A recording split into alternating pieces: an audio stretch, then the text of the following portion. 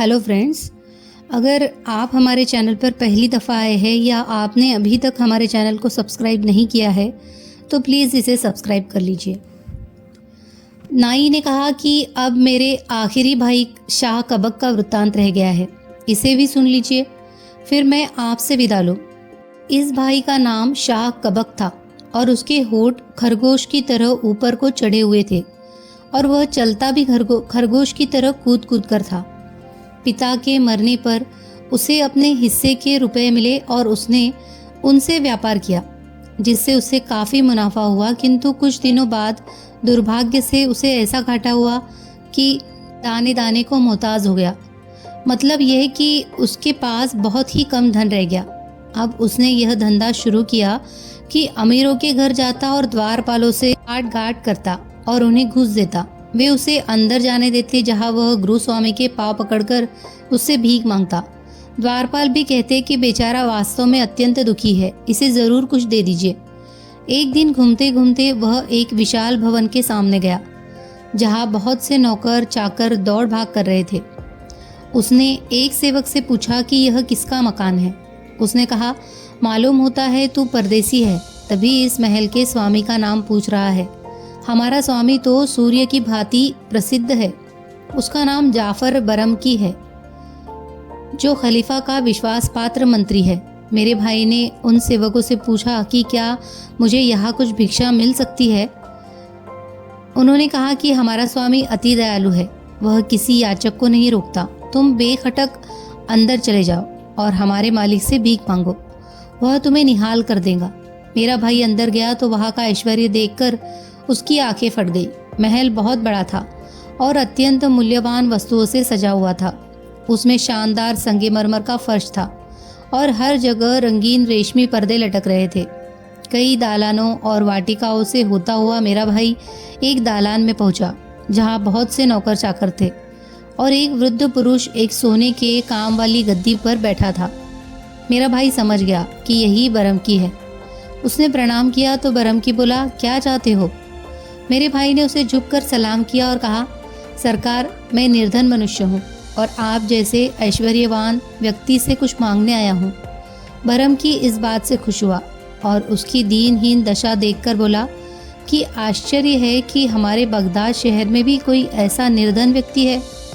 मेरा भाई यह समझा कि यह मुझे बहुत कुछ देगा और उसने बरमकी को बहुत आशीर्वाद दिए। बरमकी ने उससे कहा कि मैं तुम्हें ऐसा दान दूंगा जिसे तुम जीवन भर याद रखोगे।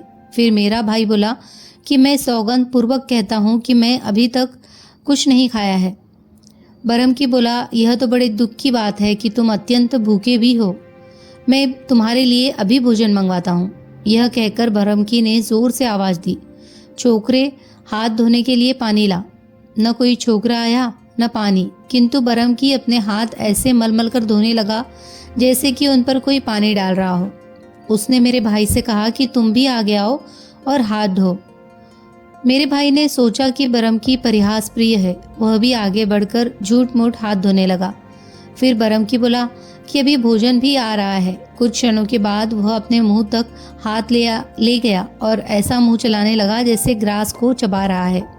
उसने मेरे भाई से कहा कि तुम भी खाओ, संकोच क्यों कर रहे हो?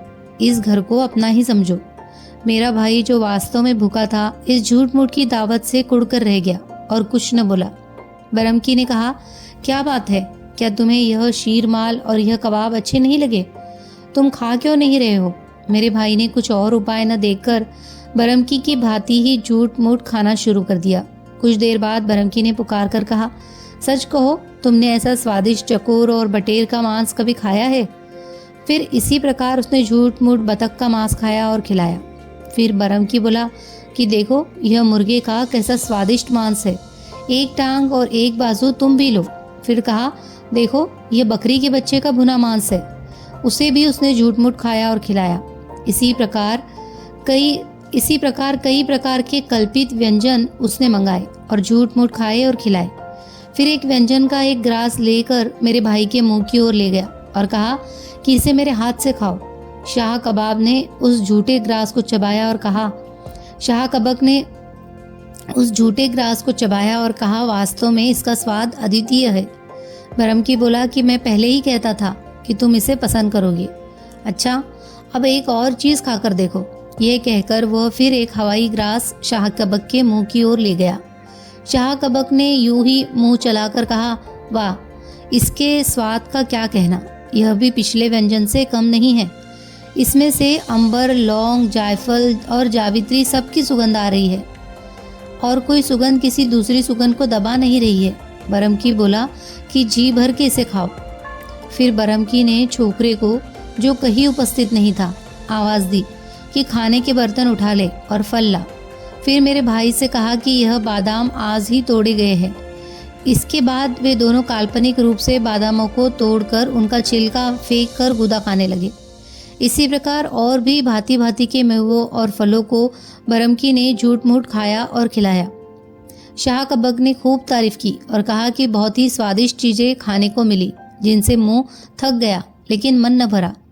अब बरमकी ने मुस्कुराकर उसकी ओर हाथ बढ़ाया और कहा कि यह मदिरा पियो। शाह कबक ने कहा कि हमारे परिवार में मदिरापन वर्जित है। बरमकी बराबर जोर देता रहा तो उसने झूठ मूठ का प्याला अपने गले में उंडेल लिया और कहा, मालिक, मैंने सुना था कि शराब में नशा होता है, मुझे तो बिल्कुल नशा नहीं चढ़ा।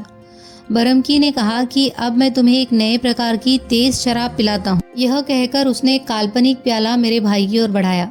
उसने उसे झूठ मूठ पी लिया और मद्यप की तरह चेष्टाएं करने लगा। कुछ देर में उसने बरमकी को एक घूसा मारा, फिर एक और घूसा मारा। तीसरी बार बरमकी ने उसका हाथ पकड़ लिया और कहा कि तू पागल हो गया है क्या? मेरे भाई ने ऐसा हाव भाव दिखाया जैसे नशे से चौंका हो। फिर वह हाथ जोड़कर बोला, सरकार, मुझसे बड़ा अपराध हुआ। आपने मुझे इतने सुस्वादु व्यंजन खिलाए और मैंने आपके साथ ऐसी धृष्टता की, किंतु आपने मुझे तेज शराब पिला दी थी। मैंने आपसे पहले ही निवेदन किया था कि मेरे परिवार में मद्यपान नहीं होता है और मुझे इसकी आदत नहीं है। इसी के नशे में मुझसे भूल हुई, क्षमा करे। बरमकी यह सुनकर क्रुद्ध होने की बजाय हंस पड़ा और बोला, मुझे बहुत दिनों से तेरे जैसे मनुष्य की ही तलाश थी। मैं तेरा अपराध इस शर्त पर क्षमा करता हूँ कि तू यही हमेशा मेरे साथ रहे। अभी तक हम लोगों ने झूठ मूठ का भोजन किया है, अब सचमुच का करेंगे। यह कहकर उसने सेवकों को आज्ञा दी कि वे सब एक एक करके वही व्यंजन लाए जिन्हें अब तक बरमकी ने झूठ मूठ खाया और खिलाया था।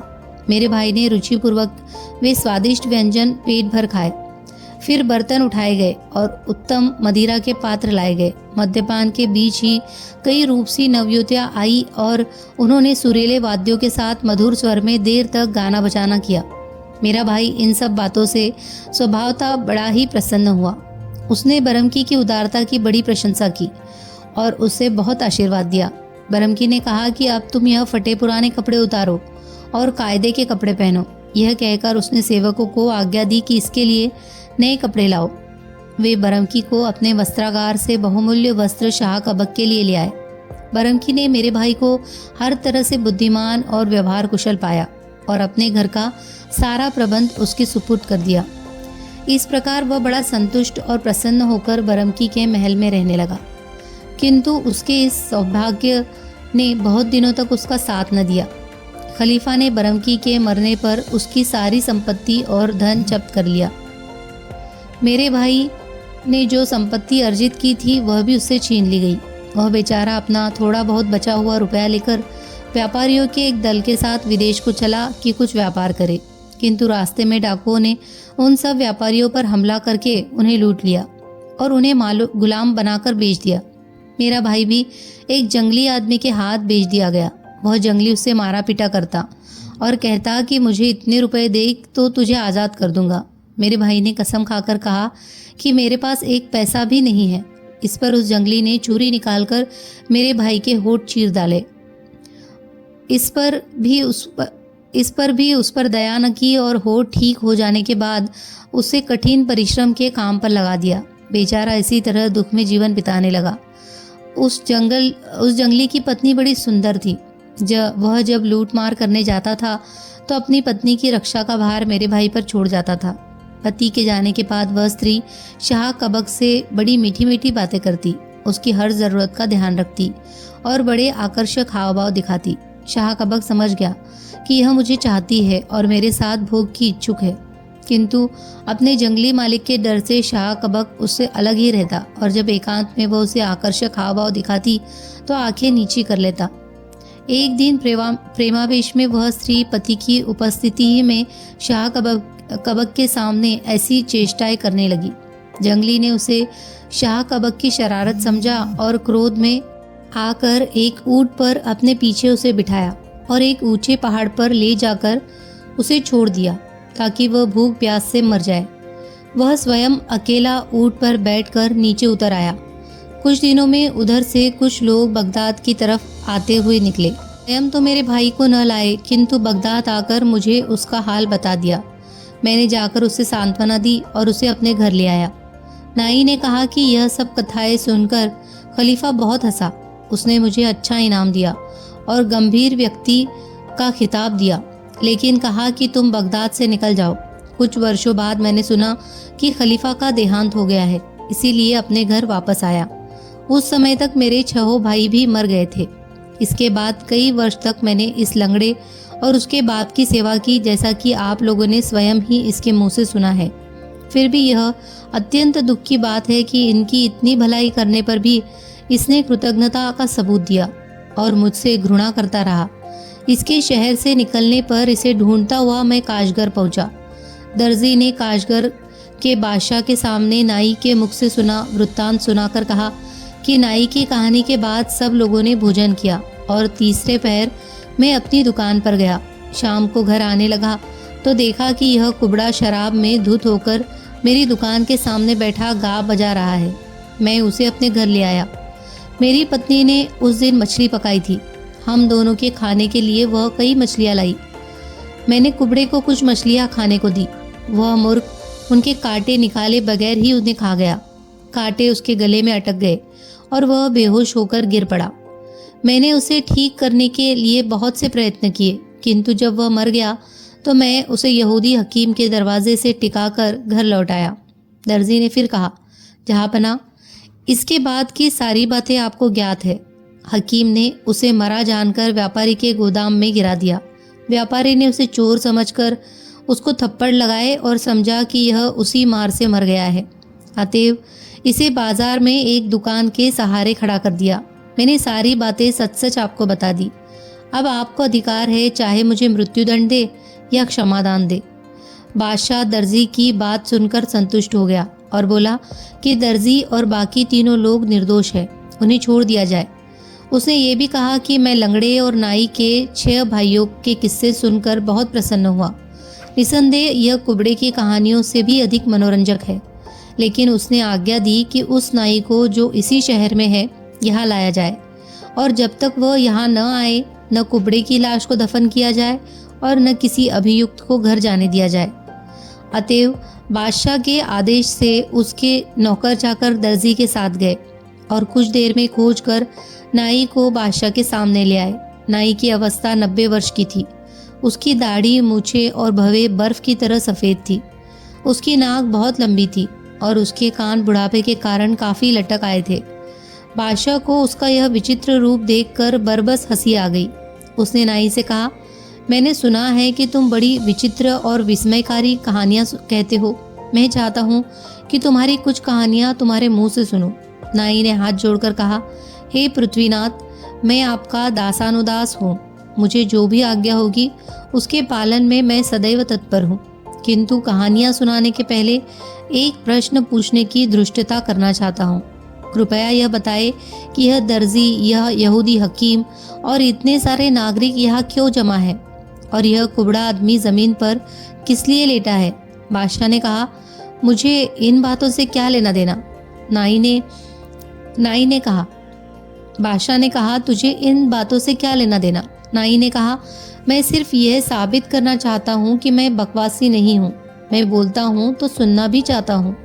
बादशाह उसकी यह बात सुनकर हंस पड़ा और उसने पूरी घटना बताई कि किस तरह कुबड़े की हत्या के अपराध पर 4 आदमी फांसी चढ़ाए जाने वाले थे।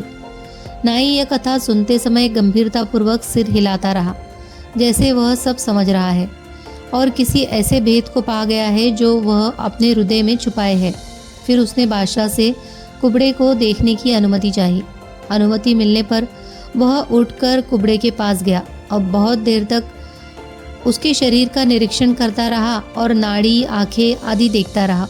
यकायक वह बड़े जोर से हंसता ही रहा और हंसते हंसते पीठ के बल गिर पड़ा। उसे ये भी ध्यान न रहा कि बादशाह के सामने इस प्रकार हंसना बड़ी उद्दंडता है। उठने के बाद भी बहुत देर तक हंसता रहा। फिर बोला, सरकार, इस कुबड़े की कहानी तो ऐसी है कि स्वर्णाक्षरों में लिखवा कर रखी जाए।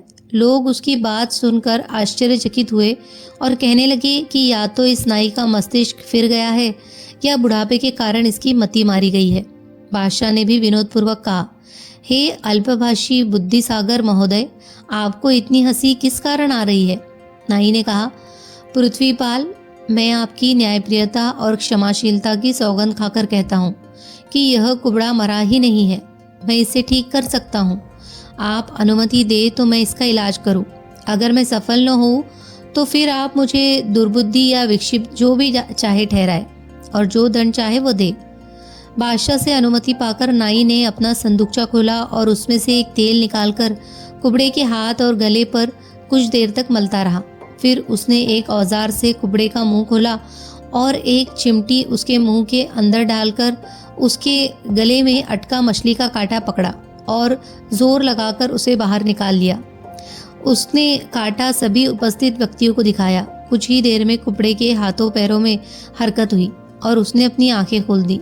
इसके अतिरिक्त भी उसके शरीर में जीवन के कई चिन्ह दिखाई दिए।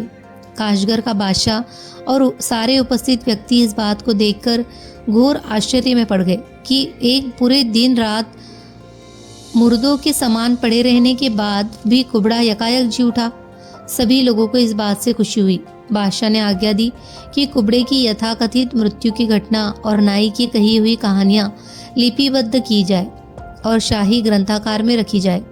उसने यह भी आज्ञा दी कि चूंकि दर्जी, यहूदी हकीम, मुसलमान व्यापारी और ईसाई को कुबड़े की वजह से बड़ा मानसिक और शारीरिक कष्ट सहना पड़ा है, इसीलिए इन लोगों को शाही खजाने से काफ़ी इनाम देकर विदा किया जाए। उसने तीसरी आज्ञा यह दी कि नाई का कुछ मासिक वेतन नियत करके दरबार में रख लिया जाए ताकि वह अपनी कहानियों से हमारा मनोरंजन किया करे। मंत्री की बेटी शहरजाद इस संपूर्ण कथा को कहने के बाद चुप हो रही। दुनियाजाद ने कहा, दीदी, यह तो बहुत अच्छी कहानी थी। मैं तो यह समझी थी कि बेचारा कुबड़ा मर ही गया होगा। वास्तव में नाई बहुत ही कुशल और बुद्धिमान था कि उसने उसे जीवन दान दे दिया। हिंदुस्तान के बादशाह शहरयार ने कहा, मैं भी इस कहानी को सुनकर, विशेषतः लंगड़े और नाई के वृत्तांतों को सुनकर अत्यंत प्रसन्न हूँ। शहरजाद ने कहा, यदि बादशाह सलामत मुझे आज प्राणदान दे तो मैं बका के पुत्र अबुल हसन और खलीफा हारून रशीद की प्रेयसी शमसुन निहार की कहानी सुनाऊंगी। यह कहानी कुबड़े की कहानी से भी अधिक मनोरंजक है। चुनांचे उस कहानी के सुनने की इच्छा के कारण बादशाह ने उस दिन भी शहरजाद का वध न करवाया। वह दिन भर दरबार में बैठकर अपने राज्य प्रबंध में लगा रहा और रात को आकर शहरजाद के साथ सो गया। दूसरी सुबह होने के एक पहर पहले दुनियाजाद ने शहरजाद को जगाकर कहा कि अब वह कहानी सुनाओ जिसे सुनाने को कहा था। शहरयार भी जाग गया और कहानी सुनने को उत्सुक हो गया। शहरजाद ने कहना शुरू किया, कहानी अगर आपको अच्छी लगी हो तो प्लीज़ इसे लाइक कीजिए, शेयर कीजिए और कमेंट कीजिए। और अबुल हसन और शमसुन निहार की कहानी सुनने के लिए अलिफ लैला की आने वाली कहानी सुने। धन्यवाद।